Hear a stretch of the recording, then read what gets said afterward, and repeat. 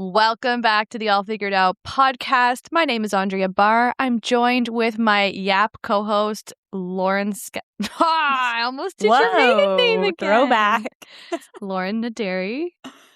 Hello. Derry, right? We went through this last time. Yeah. We did. It's so weird when you know somebody with their maiden name and then you're like getting to know them as a new person. I know. Even you with Andrea Barr. Like, I want to say Ludwig. Totally. Which is like Barr's so much easier, but Ludwig is the OG. It's the OG. Well, thanks for coming back. I'm happy that I didn't scare you away last time. Never. With our pull-on pant chat. If you haven't listened to a Yap episode, this is number part two of the series of Yaps. Two of two.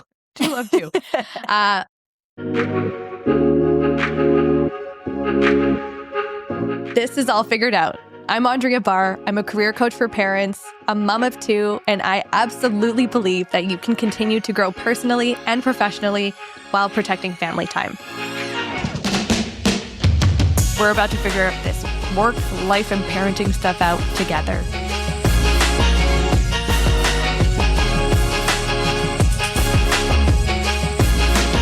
Lo and I work together. She supports on the back end of all things All Figured Out. And go back and listen to that first episode. You'll hear a bit more about her, how we know each other, what we do together, what she also does in life. Her promotion to resident tastemaker was an important update. Wow. I'm flattered. Thank you so much. I told you that last time. Well, I didn't know if it was real or not, so I appreciate that. Yeah, we'll add it to your email signature. I mean, now I can put it on my resume, so. That's on the list resume. Her name is Lauren. I call her Lo because we used to call her Lo in high school, and you may call her Lo too, I think. Her dad calls her Lo. Mm-hmm. Okay. You and my dad. So they're caught up. You can go back, keep listening to this, and then go back and listen to the other episode after. You didn't really miss a lot except for some good, fun fashion updates. Oh, yes. Lo and I were talking about what is a bit of a structure we could have for these? And today you are in for a treat because we put a little bit of structure around this Yap. So you're going to know what's coming. So our categories for today, there are 4 of them, are as follows. I'll start with number 1. Lo, you can read number 2. For fun, we'll be walking you through a few things that we're finding are a bit fun on the fun category, the fun radar. A bit fun, if you will. Lauren will be taking the charge on the second category. Well, there's an F theme here. So the second one is for fashion. And I don't know if I have any legs to stand on, but I could talk about this topic all day long. So we are diving into, dare we say, the other F word, which is fall. I don't know. Are we ready to talk about that yet? Maybe not. Maybe it's too soon. I'm ready, but I live for fall. Fall's my... I don't know. It's the best time of the year for me. Okay. We can go there. I mean, we can go there. We'll see. Category number 3 of 4, because 3 would have been better, but we needed the 4th one. You'll see why. Category number 4 is for feeling good. And this is going to be the wholesome things that are going to make you feel better in life. And category 4, I love that Lo gets to introduce this one. This is the best one, I think. Unhinged one. This is all you, but I will take the credit. It is for forensics, which we're doing the Lord's work down here. We are doing, what's it called? Boots on the ground journalism. We are examining things in the zeitgeist, media, what people are chatting about, what's the hot topic. I don't know. Again, this is subjective to maybe what we're seeing, but if anyone has forensics, this is basically our algorithm is what we're going to discuss. Yep.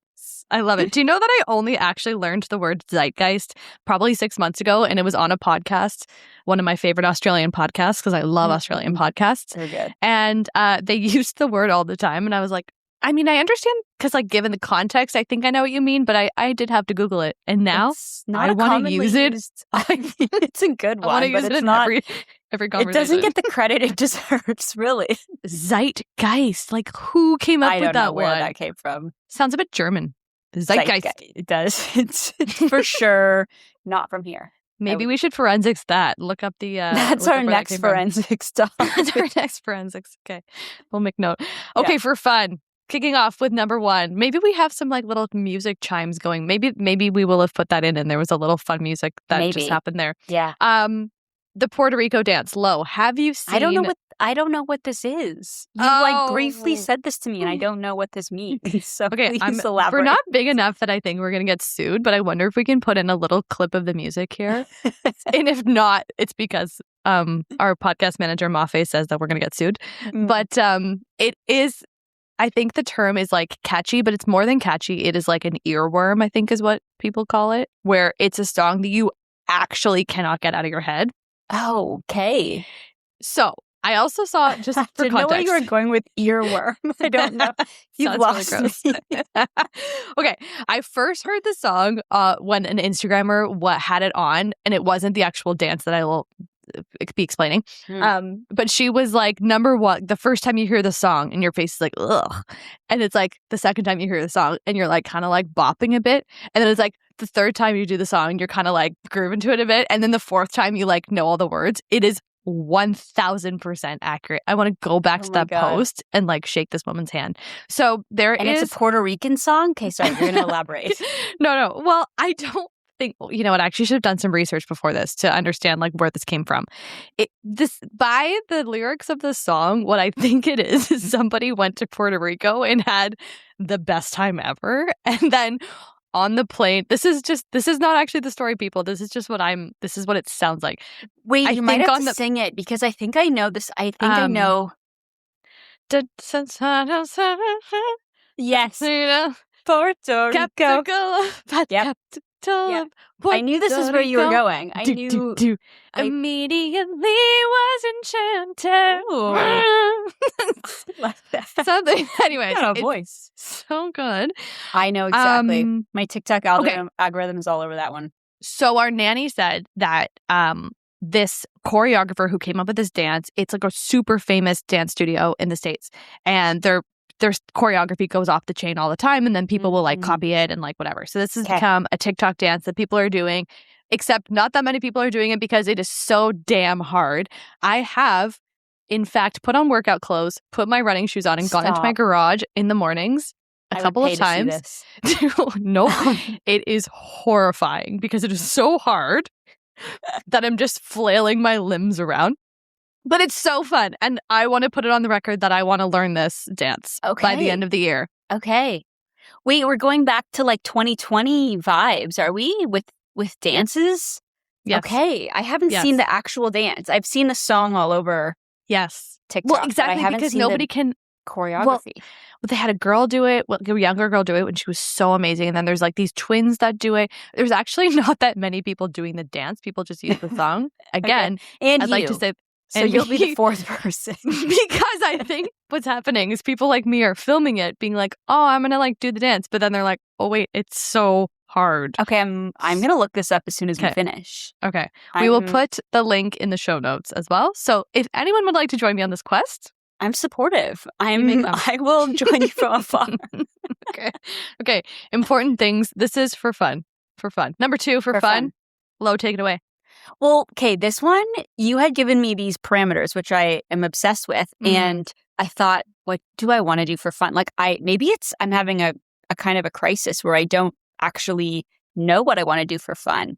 Like, I feel like no one's ever asked me that in the last, oh my God, so sad. 5 years of my life. Like, what do I do for fun? I don't know. Well, you ask kids that all the time. It's true. You're like, oh, what do you like to do for fun, little Ever? And I know.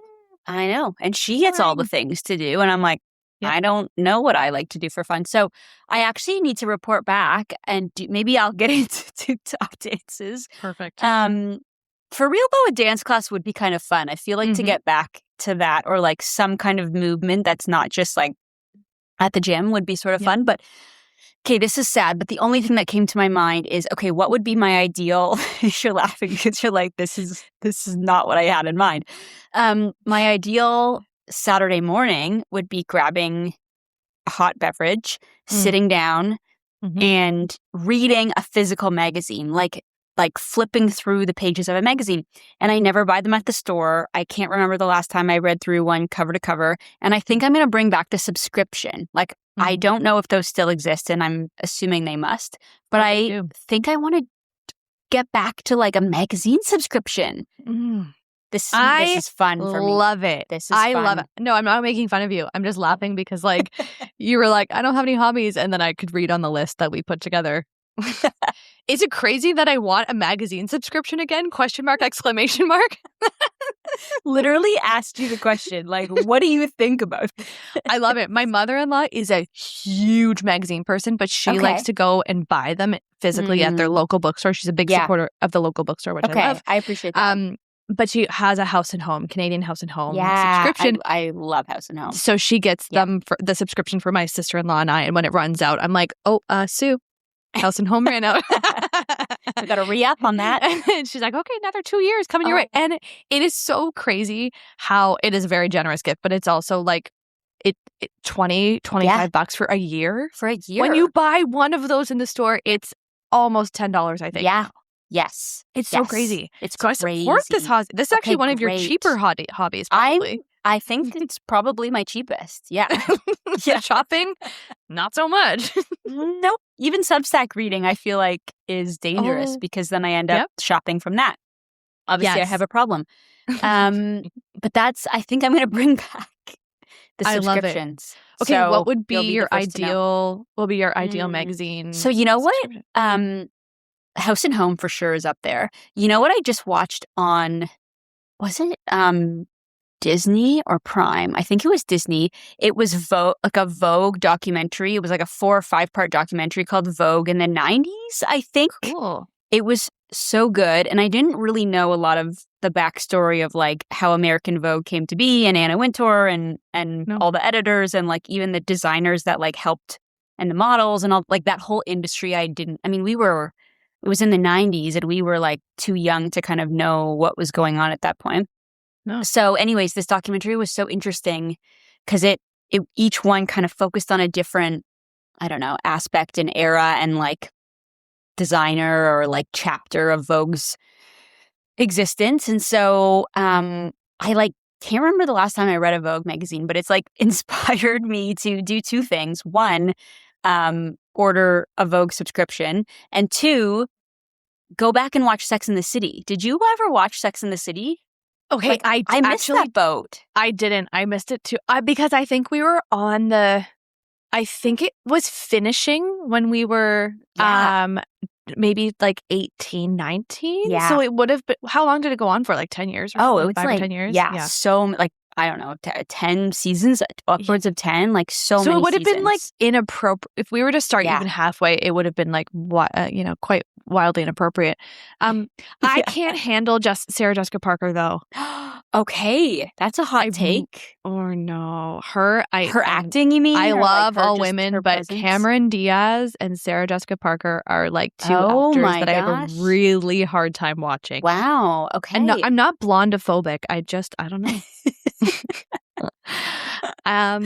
Well, I mean, fair. So, fair. Yeah. I know. I don't have a response to that other than I know. Fair.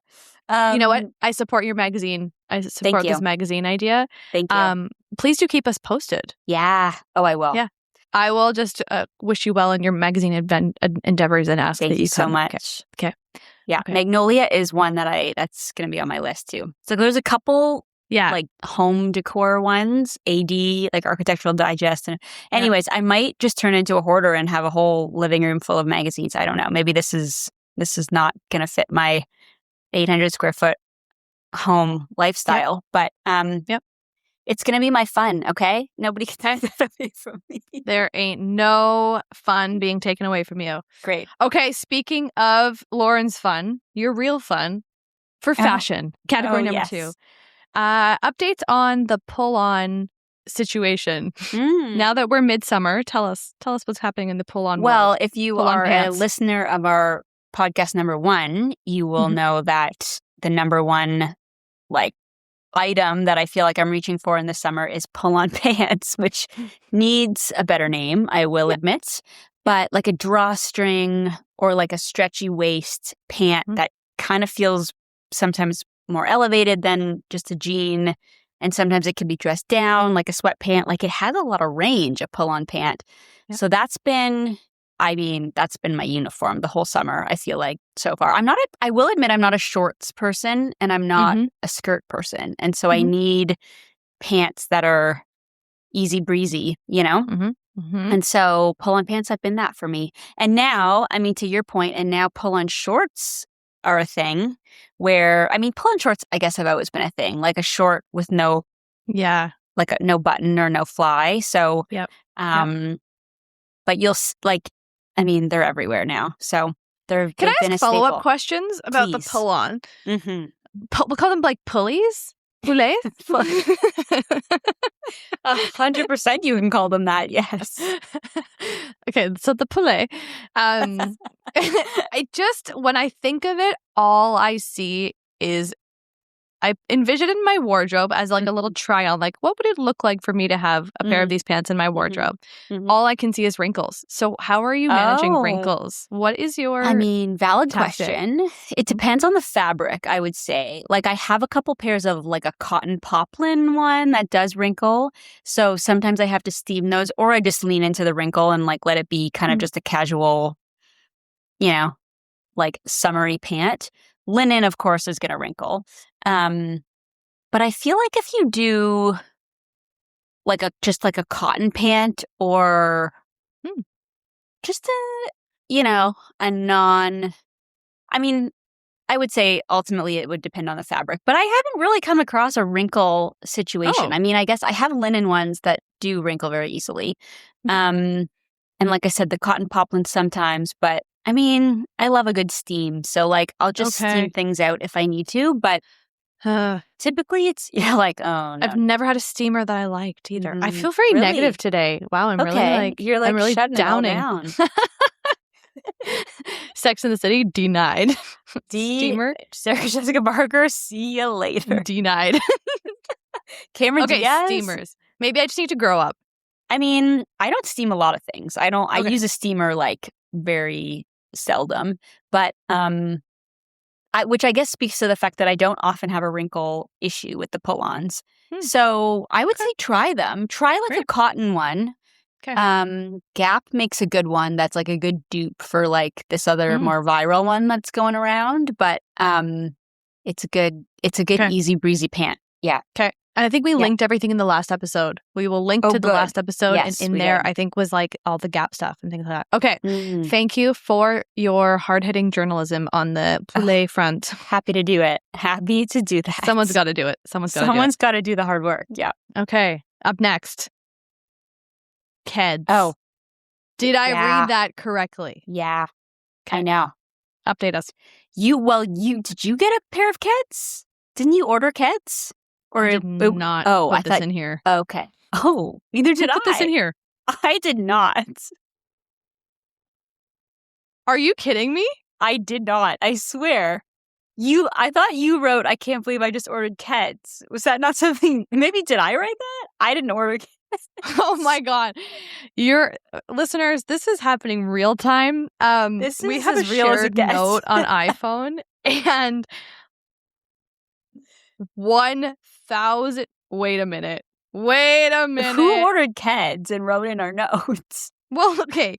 Based on the fact that you linked to a Substack article of a woman who's wearing Keds. Did I do that? I have reason to believe, given your Substack love, that you saw this whole Keds article on Substack and you were it sounds like me. Keds. Did your Keds come? Did Keds come? They never were ordered. So maybe I wrote that in my sleep. I actually saw that link to Substack and I saw the Substacker, like the author that wrote it. And I was like, oh, unfollows her. Wow. Like, that's cool. Okay. Either that or somebody has access to her note and it's fucking that one. That's for sure the answer. Yeah. We're going to put this in forensics. Who's hacking?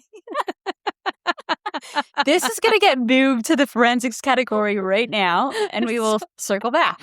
We're going to circle back. Keds, guys. Keds, I will say, whoever the ghost that wrote this, you. It might have been me, but I didn't order them. It could only have been you. But why would I write, I ordered Keds? Because I am 100%. I can't Okay, listeners, this is the direct quote. There's got to be a way to see who adds what. I can't believe I just ordered Keds, question mark, exclamation mark, question mark. Are they really the, quote, cool new mom shoe? And then the link to the Substack. I can't breathe. I'm honestly not you. I don't know because I did not. Me. This is nuts. And you know what? I'll take the credit because I do think I thought you ordered them and I was excited to hear how they were. That's why I was teeing you up for the next point. And then you didn't start talking. So I was like, okay, so Keds. Whoa. Okay. But you know what? I will say for whoever wrote this was pretty spot on because believe it or not, they are back. In a small way, not back with like a capital B where we're like not a samba replacement at this time.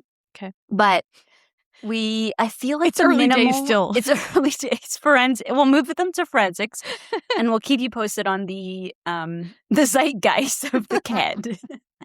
But I will say that they are making a comeback. And I mean, every so often we see these like, I actually was listening to a podcast yesterday about these like millennial trends that are all coming back. It's funny because Gen Z makes fun of us. I feel like we always talk about Gen Z in a negative light. We love you, Gen Z. But they like, no side parts, no side tucks, no ankle socks, like all the things. But then they're like claiming some millennial stuff. And I'm like, that was ours. Anyways, I was listening to a podcast about that. You can't take Keds. You can't take Keds. And Vans have like resurfaced a little bit last summer with like Morgan Stewart wearing them. And anyways, and Converse. There's like little like blips of the millennial shoe in different iterations. But I will say the Ked is, I think, coming back in a small way. Like at least a minimal white, no frills sneaker, like a low profile sneaker. I feel like Celine and other brands did an iteration of this where it was like kind of like a ballet. I don't know. I feel like it was called like a ballet sneaker or something. Yeah, where it was not like Adidas did like an actual ballet with some laces, which is a different thing in my mind. But this is like, it's like a satiny ballet with like an elastic heel kind of, and it's very low profile, almost like a little slipper, like a little Peter Pan shoe, if you could imagine. A little twinkle toe shoe. And so I think that was big. That is going to be big for the fall. And like a minimal Ked is like a kind of a more cost effective way to get that same minimal look. So I think they're coming back. And I think whoever wrote this in our note, is really enjoying their Keds. Let it be known that Lo just shared 2 or 3 different facts about Keds. So I think that's like a few points. The jury is out, but like I think the jury's going to come back to the courtroom and be like, Lo is guilty. All signs point to me. All signs point to you as being the culprit here. You are the tastemaker. So we've got to get some Keds and see how they... Shit, I don't know. I could go for Sperry. Is Sperry? Yeah, Sperry. Oh, I have some Sperry's. We love a Sperry. Aritzia did a very cool Sperry collaboration. I actually think Aritzia also has if like Sperry and Ked had a baby in a sneaker, that was the latest collaboration I think that Aritzia's done with Sperry, where it's like a really low profile, like stretchy sneaker, which I actually might check out because I feel like it's on my list of things. But because I'm kind of over I don't know, I haven't been reaching for a sneaker because it feels even like a Adidas to me feels kind of too chunky. Like I need something, I don't know, like ballet shoe-ish, You know what? Going back to Dolce Vita. Oh, if you were here from the first episode. If you were here from episode 1 of 2, you knew that it took me approximately 15 minutes to remember the name Dolce Vita. But then when we did, here I come with the fashion advice. We shit on Steve Madden in that process. Oh, yeah. We killed all hopes and dreams of sponsorships or partnerships with Steve Madden. And I'm okay with that. It's okay. Sorry, Steve. Crap. Sorry, Steve. And I have this, like, it's like a basket weavy, whatever shoe from Dolce Vita with a little strap. And they are the most comfortable shoes. Okay. I've been wearing them all summer. And they're having a sale right now, not sponsored. But I feel like this summer, I might, given like the purse strings and just like helping out future Andrea, I might get a couple pairs of like the summer sale shoes. Yes. Because like something like that is still going to be in next summer. They have a black version. I might actually just get it. Yep. And you can wear it like pretty, I mean, especially you in Vancouver, but you could wear it like well into fall, like deep fall. You could still wear a flat. Yes. So I think you would get some good mileage out of that. I support that. Okay. Well, the next one, Every Girl podcast. I did not listen to this, so if you didn't put this on here, we this absolutely one I did. have this one I did. We have someone sneaking in. This one I thought was interesting. So I listened to a podcast a while ago from the Every Girl, and the host, it was a solo episode with the host, and she was talking about fashion and putting outfits together and personal style. And like we all, we could talk about different trends and things forever. We could talk about Keds for a whole other episode. But what I found interesting and what like makes me quite excited about fashion and personal style is it's the connection between how you feel and like what you put on your body and like what that signals to the world or like what that says about you and not to like, we're just fashion. We're not talking about, something that's going to change your brain chemistry, but I feel like a different person when I put on an outfit that makes me feel really good. And it doesn't have to be like some fancy, trendy thing. Like if I just feel good in my outfit, or even I was thinking back because she talks about, like not saving clothes for special occasions, which I am like number one culprit of. I wouldn't think that about. No way. I am. I like will leave tags on things in my closet and I'm like, nah, because I don't know. I feel like I'm a klutz in terms of spilling things. I have a 4-year-old that spills things. I have a dog that's always up on me. So I'm always stressed about stains and things, which like, it's not the end of the world. Stains come out. Or like, I just put on these white pants the other day and I was so sad because obviously I got chocolate all over them. And then I took them to the dry cleaner and like the world went on and it's okay. So I need to take my own advice and start wearing stuff that feels, maybe more elevated than like a pair of sweatpants with, I was going to say pull-on pants, but we already covered that in love a pull-on pant here. We love a pull-on pant with a Ked. With a Ked. But just the like, or even, how many of us, maybe I'm alone on this, but I have a whole drawer of underwear, not to be TMI here, but I have like, I'm literally in a public co-working space talking about underwear in my drawer. So this is where I'm at. Yeah. Sing it, sister. But I don't reach for like I'll put one on with holes in it before because I'm just staying around the house and I'm working from home versus putting one on that's like not even fancy. Like I'm not talking about like I'm putting on the lace fancy thing. Like I won't even put like I'll save the good ones. And I'm like, what the heck am I doing? Anyways, or like I'll save clothes for when I go somewhere and not just working from home. But really, I feel like there's some real science behind putting on a good outfit and like sitting on your computer and working from home or like being on a call. Yep. It just changes the way you show up and the way you talk and the way you feel. And that's what I love about putting things together. It's so true. We'll link to the very first podcast episode I did with Emily Shimwell because we talked about this as well.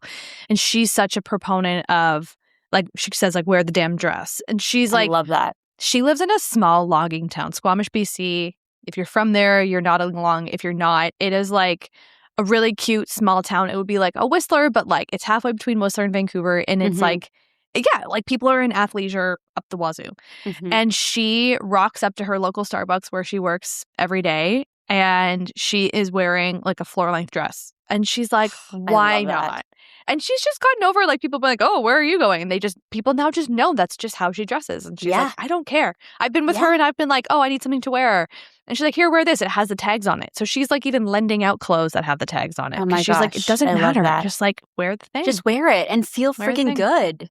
And like there's also an element of like, I don't know, not fake it till you make it, but feel like dress how you want to feel. And I feel like you will embody that. And then you will, dress for the job you want. Or like, that's maybe that's a dated dated term. But there's an element of like, if you're just going to schlep around in your sweatpants all day, and I friggin' do that all the time. Like, are you going to feel good as you're sending an email that like needs some confidence behind it? Like there's so much power, I think, in what we wear and how we present ourselves in a non-superficial way, I totally agree. It's so weird. I was about to write like a post on stories yesterday about it, because I actually was doing the opposite, where I went to the gym in the morning and then I was still in my gym clothes, and I was like, actually, I'm going to get a facial. So like, I'm not going to get dressed for a facial. Like, I want just them to like scrub the crap out of my face. Yeah. And then I have a couple of calls, but they're kind of like, they were calls where like I could have a fresh face and it was like appropriate. And then I was like running around doing like a ton of different errands. And so I actually stayed in my athleisure wear, and I was so comfortable all day. And it was like the right call. And it was actually one of the first times in a while where I've been like, oh wait, this was the right call. But versus like today, I have a bunch of podcast episodes and I'm like, now I'm standing up. But like, cute. Okay, so I'm home, so I'm wearing shorts just to be fun, but I'm wearing like a crisp white shirt that was dry cleaned with extra starch because I love that. And I have been saving it. And I was like, no, I want to feel good today. I have some like important meetings. I have an important yap with Lo. So I'm with you on this, sister. Great. That's it. Like just dress for your day. The stuff. Dress for your day. Dress for the day you want to have. That's it. Dress for the day that you want to have. Dress for the person that you want to be in your day. Like, do you want to be this like, anyways. Yes. You want to be chic mama? Yeah. Do it. You want to be the fun mom who's like running around with a soccer ball and like you want to feel comfy and like willing to roll around on the grass? Then like wear the darker pant or wear the Lululemons maybe that day. But it's so true. Totally. You gotta set yourself up for success. Wear the good underwear. In summary, wear the good underwear. Yeah. We'll leave it there. We're going to leave it there. Throw out the holes. We have to move on. We've got to make sure we have time for forensics. Oh, yeah. Okay. If you're still with us, thank you. Feeling thank you good. For your service. For feeling good. Thank you for your service. For feeling good. Okay, this one the first one you put in here. Is that right? Hell no, I did not. Direct storage. Low explain. You wrote that. It's TikTok. It was me. TikTok's me. Substack is you. Fair. This one I had to. I will admit, 2 minutes before we got on the call, I had to watch this because I had not seen it. Okay. But in summary, storage. I think feeling good. Yes. I think within feeling good, we can talk about home stuff, and I love that topic, organization and home stuff and systems, and I think the crux of this. Well, you can jump in because I know you linked this beautiful TikTok, but I think the crux of it was like frictionless access to things.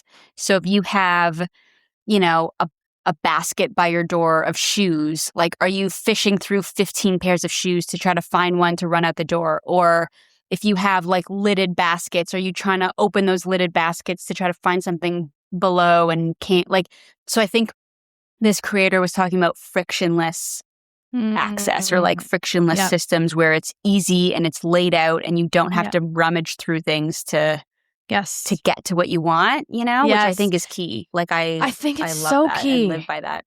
And I don't think she was an ADHD creator. She might have been, but it's like, I just feel like as a working parent or just as a parent, it's not even like, doesn't matter if you're working or not, but there's something about like, I don't know, I feel like I take a lot from the ADHD community because I think that when you're a parent, you now have multiple brains outside of your brain. Yep. So and I don't want to offend anybody who does have ADHD, but it's just like I do feel like, and it's definitely a spectrum, my ADHD tendencies, of which I have many, do come out and are more heightened now that I'm a parent, perhaps now that I'm nearing 40 or whatever. But it's like, these are the things where I'm like, well, that just makes sense as a parent. Say you have a baby on your hip and you're trying to get something like get your Advil. Like there was in this reel, she's like grabbing something from the medicine cabinet. And you don't want to have to be going through 3 different boxes that are on top of each other that are all lidded. Like that just makes sense. Yeah. Direct storage, okay? Direct storage. You heard it here first as well. Okay. That's it. So like there's different ways to do that. I mean, you could Like, I think she had a cool one where you open the cabinet door and there was like a thing that was on the back of that door that she had all her little things, bottles lined up where you could easily grab something, or like having your shoes all visible. And that's, obviously space constraints, and that's not always possible, but giving yourself like a zone for things where you can lay it out really clearly. And there's different products that can help with that, or like, bins that are clear and acrylic that have drawers, like Home Edit. Obviously from Canadian Tire has so many of those where you can see what's in it and you can like pull it out. And so it's contained and like put away and labeled. But then when you do one thing, whether it's open a door or like pull out a drawer, you like, see everything. Drawer dividers is another one where she talked about a dresser and having to like open a drawer and rummage through a bunch of things to find a t-shirt, or kids' clothes. This is big too. Like my daughter's clothes, you open the drawer and it's just bursting with stuff. So something that I do, which I think is, I don't know where I'd be without, is putting in drawer dividers. 100%. That are, you can get them on Amazon. They're, you can buy a whole pack of them and they just go in your drawer, typically vertically. And you file fold all your clothes, which sounds intimidating and overwhelming, but it's so easy once you just do it and get in the hang of doing that from the laundry basket. You just fold it up into a small little square and then file it so that when you look in that drawer from the top down, you see all of your shirts or all of your pants kind of lined up. And that's been a game changer. That's how we do it. And it's not, the organization's not my forte, but we started doing that once I watched the Marie Kondo stuff. With OXO. I love the OXO dividers. I don't think they go really, really, really big, but they're so solid and they stay, and they have like grippy things. We'll link those down.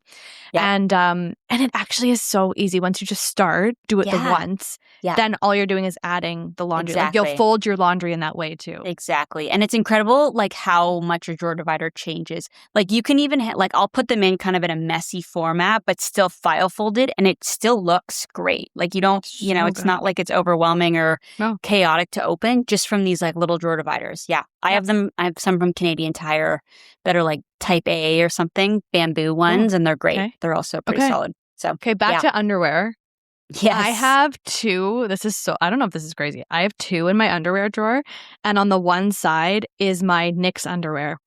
Oh, a whole row of Knix. I love for that. like my period underwear, just so it can stay because I don't want to.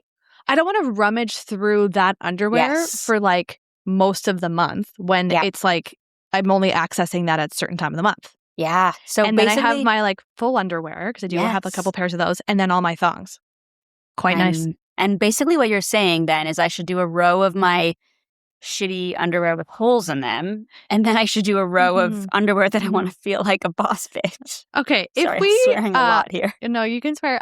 If we were to rewind back to episode 1 of our Yap, Lauren famously declared that she was so easy to get rid of stuff, and now she's telling us she has underwear with holes in it. Oh no, you caught me.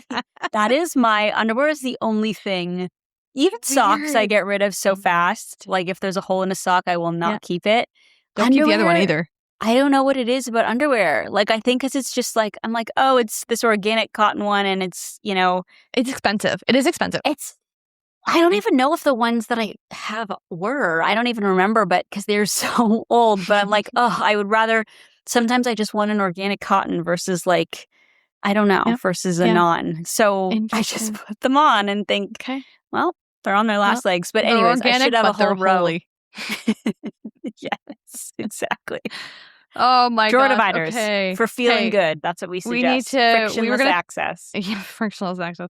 Okay, we're going to skip Oura Ring updates. Stay tuned for Yap 3 when we have more calibrated data on our Oura Rings. I myself am only about a week in.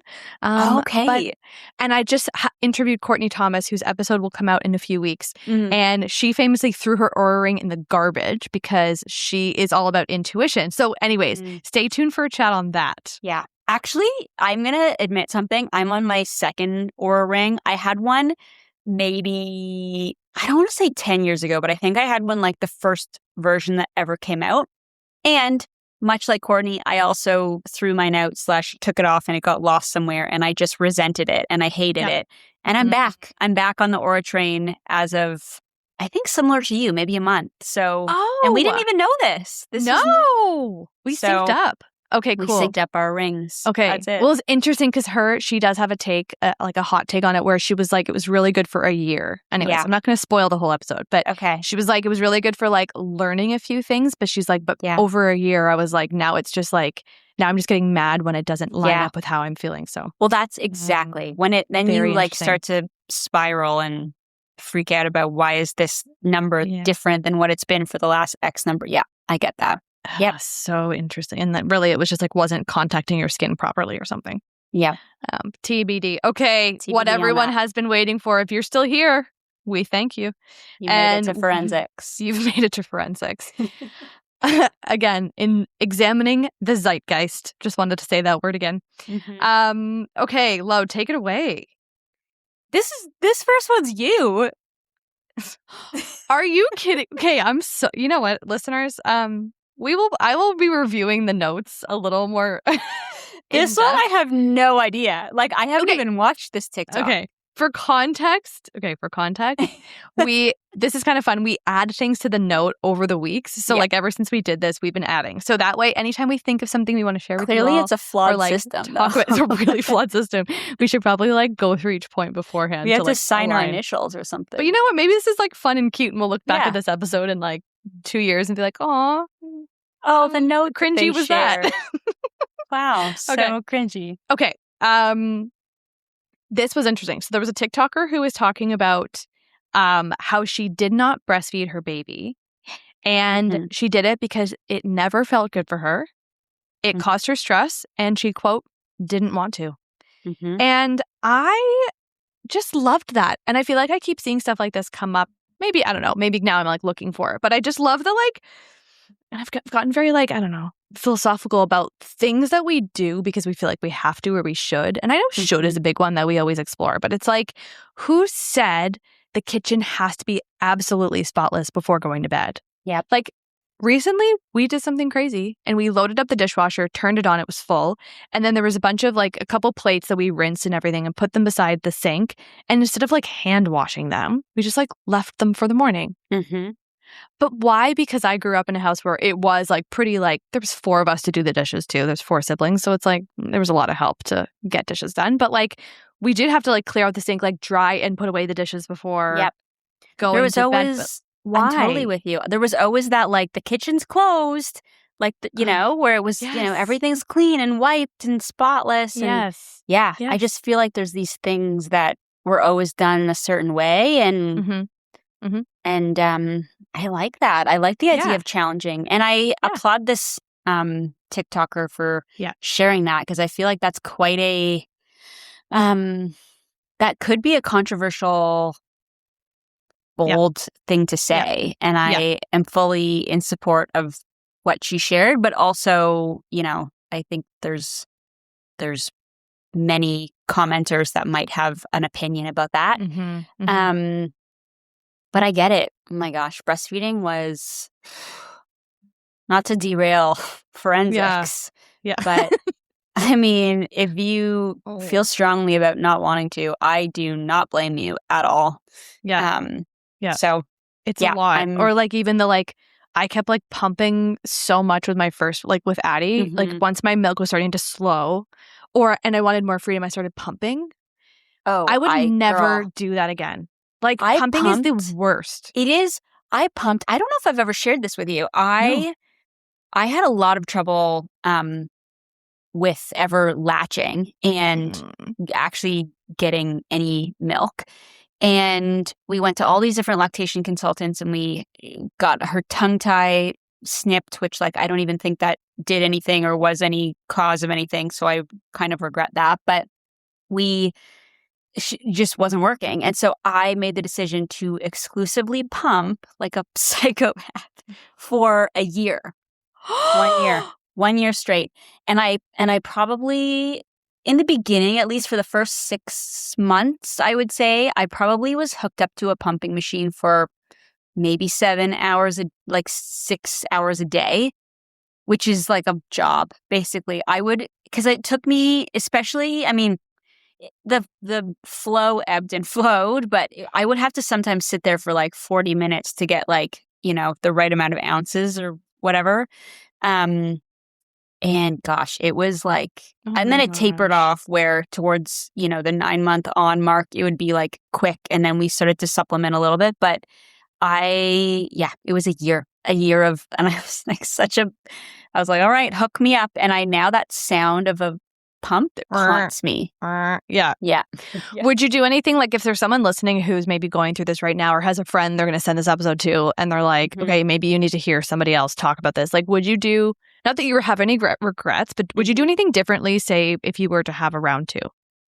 I think so. I would bring in formula sooner, I think. Going back to our first point about the shoulds, I was riddled with guilt about not giving her all the, good things that breast milk gives her. And like, I wasn't sure about introducing formula because of the ingredient. We did seek out some, European formulas that I felt okay about. I mean, now there's some great ones even here, or not, like, and it's the thing that I was a first-time mom and am a first-time mom, but everything was a big deal. Like, oh my gosh, there's crappy oils in this, or oh my gosh, there's an ingredient that I don't love in this. And it's not going to derail anything.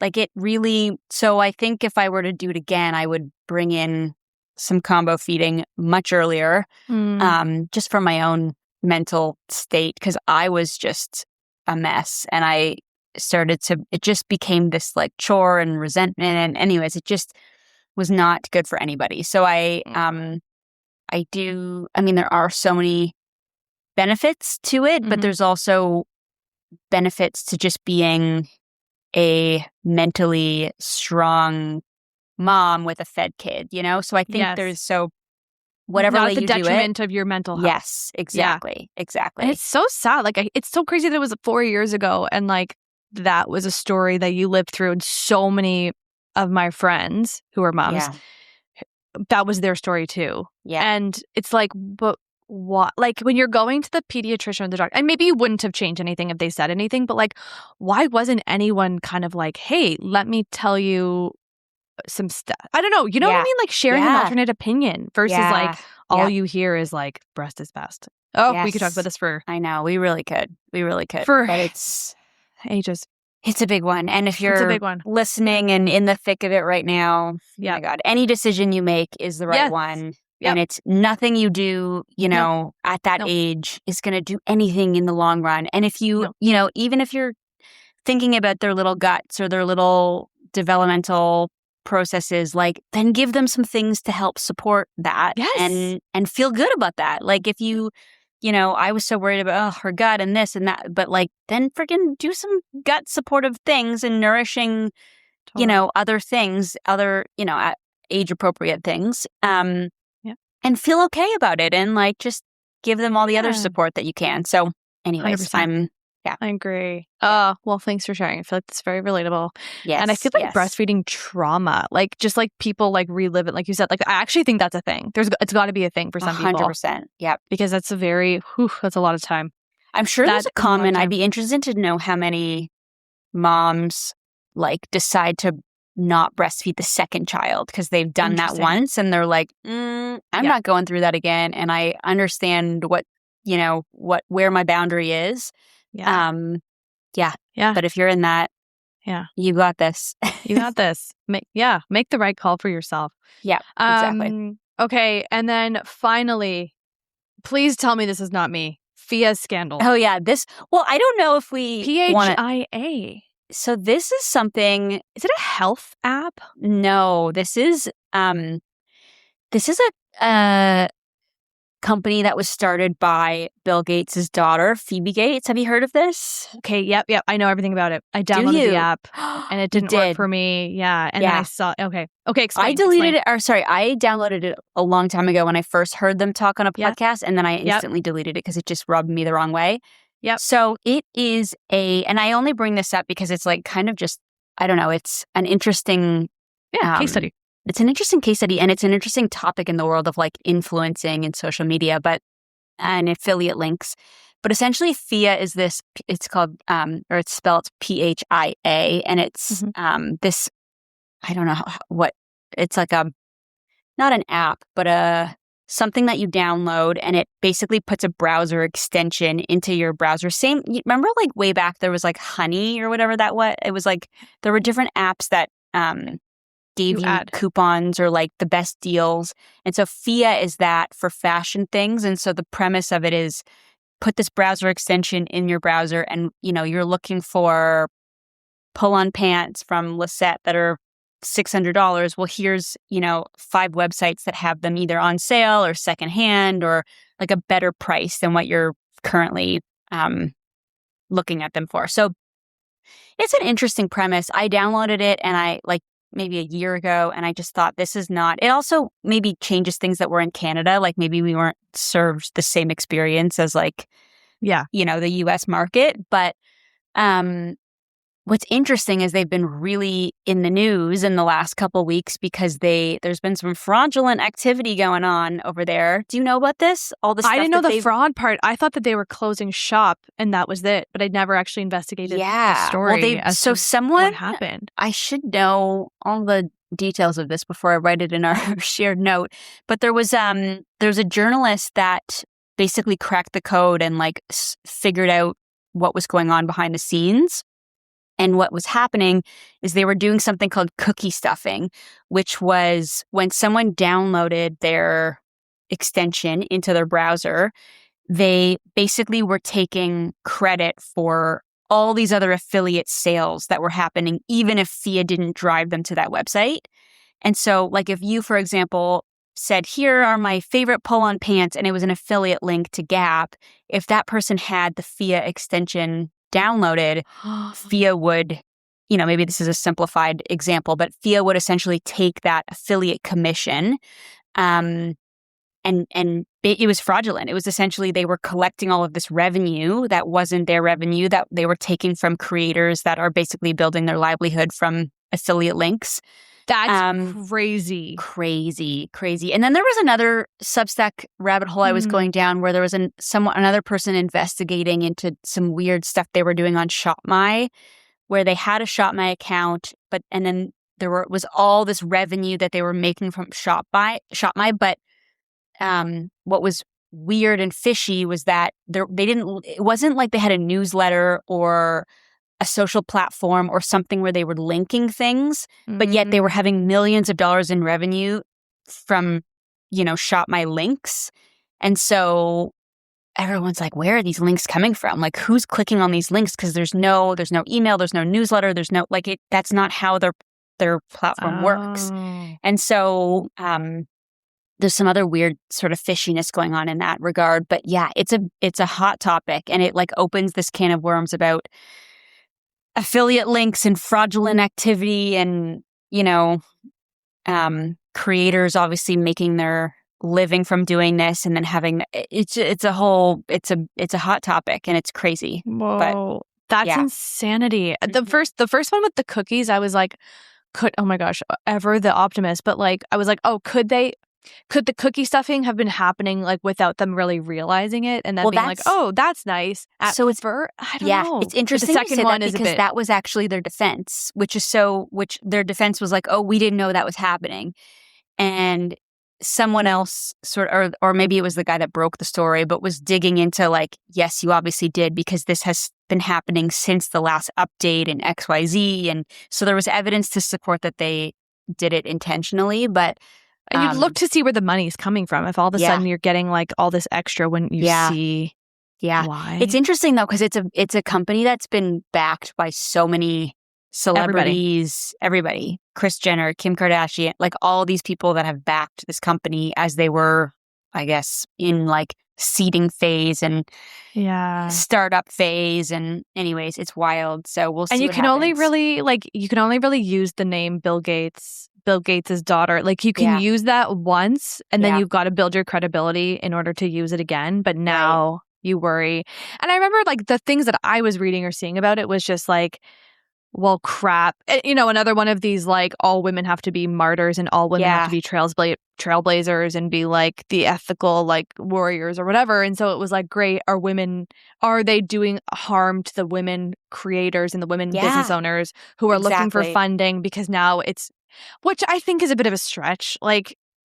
it's not that all of a sudden all women are losing credit because of it. It's just two people made a crappy It's decision. just a shame that it like happened to these two women that were supposed to be these like, tech powerhouses. And it's a little Elizabeth Holmes. It's a little with Theranos. No, it's given that was.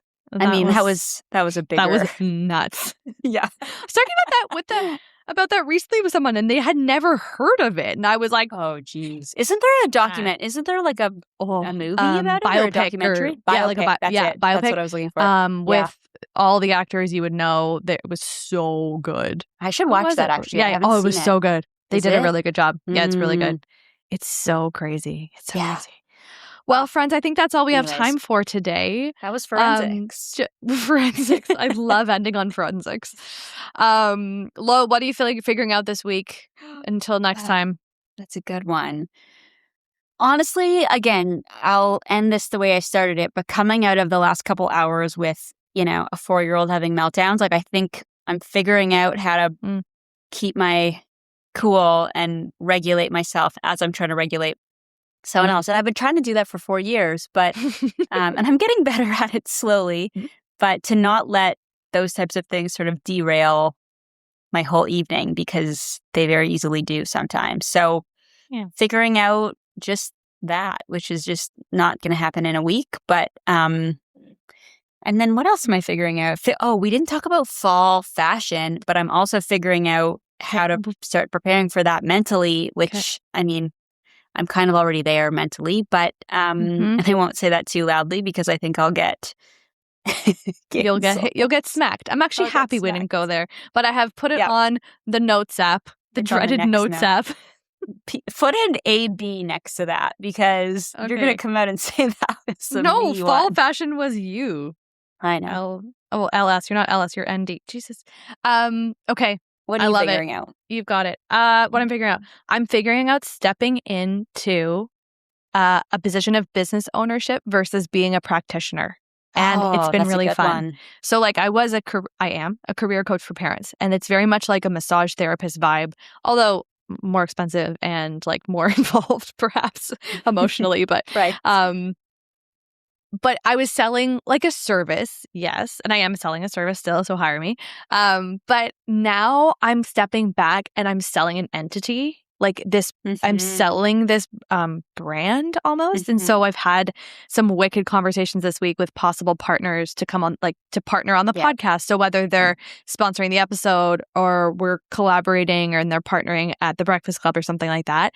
And it's so bizarre because I'm finding myself not using the word I, but I'm using the word we, and I'm using the word, like I'm using all figured out. And it's like, it feels so good. And it's also like, okay, stand up straight. Like, you got this. Like, I heard myself today say, so if you have any feedback, I pitched something, like I pitched a partner. And then I said, so if you have any feedback, like, who is she? That's not me. But I was feeling a bit like, it's because you had your white button down. You had your white button down. You're starched. I'm starched, but then I'm so nervous. Excited to hear that. That's friggin' incredible. And like see the business and the brand and the soon to be empire that you've built of like all of these different channels and all of these different facets. Like, it's incredible. So like, yes, you're an amazing coach, but there's so much other, like, just this movement of the brand and like the podcast and it's just thanks. That means the world. So cool to watch, and I'm excited to just continue to see it. Well, you're not seeing it. We got a meeting we're planning where we got to go through. We got a lot of work. Like we got a lot of work to do. See it tomorrow. Yeah. See you tomorrow. Well, listeners, thank you for joining us for another yappy ride. I'm just full of it today. That's good. You are really. No, I'm just like I'm a bit of a like dad joker, I think. I think in a yap format, I come with the dad jokes and you come with the taste making. I'm obsessed with I don't know if but you do. I would say, I don't know, some lame other mom jokes. I don't know. We're going to end it here. We're going to end it here. We're loopy. That's it. Let us know what you're thinking of these episodes. If it's positive feedback only. Ha! My kid. Let us know. Let us know the good stuff. And we will see you in a couple weeks. Yeah. I was going to say, but actually, if there's topics that you want us to yap about, we are open to feedback. If you want to fill any of our buckets of fun, feel good, fashion, forensics. Or if there's another 4 or something. Or if there's... It has to start with 4, though. It's got it. That's the parameter. That's the parameter. Yeah. Yes, definitely do let us know. And we will see you next week for, guess what? 150 episodes. Stop. Next week. Oh my gosh. You'll be hearing from something me. For that. I know. That's like... I need to get those balloons. You know how the girls always get the balloons for their like follower count? Yes. Maybe I'll get myself We'll some get balloons. You a cake with a 150 on it. That's big. And I can stick my face in it. It has to be angel food cake, though. My favorite. Okay. Done. Okay. Thank you for listening. We'll see you next week. See you. Bye. Bye.